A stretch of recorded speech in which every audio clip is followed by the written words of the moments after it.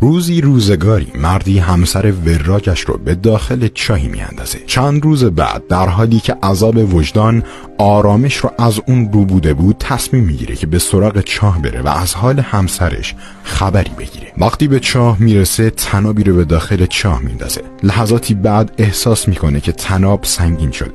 با شادی از اینکه همسرش هنوز زنده است سریع طناب رو بالا میکشه، اما در کمال ناباوری میبینه که به جای همسرش ماری از طناب آویزونه. میخواد طناب رو رها کنه که مار با التماس میگه تو رو خدا منو نجات بده، این زن منو دیوونه کرد، بس که حرف زد، اگه منو نجات بدی قول میدم جبران کنم. مرد که به خوبی حال مار رو درک میکرد اون رو نجات میده. بعد از اون مرد و مار دوستان خوبی برای یکدیگر میشن، تا اینکه روزی مار میگوید من هنوز لطف تو رو جبران نکردم، بگو چه کار میتونم برات انجام بدم. مرد در جواب میگه راستش میخوام به مال و ثروتی برسم که تا آخر عمر منو از هر نیازی بی نیاز کنه.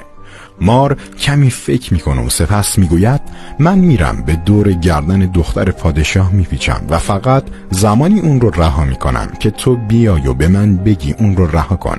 با این کار پادشاه به تو پاداش خوبی میده. خوبه؟ مرد پیشنهاد مار رو میپذیره. مار به قصر پادشاه میره و به دور گردن دختر پادشاه میپیچه. پادشاه برای نجات جان دختر خود از همه طلب یاری میکنه. تلاشای هیچ از کارگر نمیشه تا اینکه مرد به قصر پادشاه میاد و اعلام میکنه که میتونه مار رو از دور گردن دختر پادشاه جدا کنه. پادشاه به او اجازه میده تا همچون دیگران شانس خودش رو امتحان کنه. طبق قرار مار وقتی مرد رو میبینه واکنشی نشون نمیده و مرد به راحتی اون رو از دور گردن دختر پادشاه جدا میکنه. پادشاه هم در برابر کار نیک او مقدار زیادی انعام به او میبخشه. بعد از اتمام ماجرا مار به مرد میگوید یک بار به من کمک کردی و من در ازای لطف تو کمک کردم و تو هم به چیزی که میخواستی رسیدی. حالا با هم بی حساب شدیم، ولی اگر از این به بعد سر راه من سبز بشی با تو مثل بقیه رفتار میکنم و اگر وادار بشم تو رو هم نیش میزنم. مرد میپذیره و آن دو از هم جدا میشن. فردای آن روز خبر میرسد که این بار مار خود رو به دور گردن دختر وزیر پیچنده. وزیر به سراغ مرد میره و از او طلب یاری میکنه. مرد که میدانسته اگر هم به قصر بره نتیجه این نخواهد گرفت، اما از مقاومت در برابر اصرارهای وزیر هم عاجز میمونه.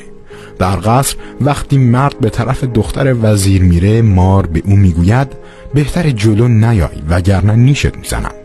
مرد کمی درنگ میکنه. ناگهان فکری به ذهنش میرسه، پس رو به مار میگوید باشه من جلو نمیام، فقط اومدم بگم زنم از توی چاه در اومده، به زودی هم به شهر میرسه، حالا دیگه خودت میدونی.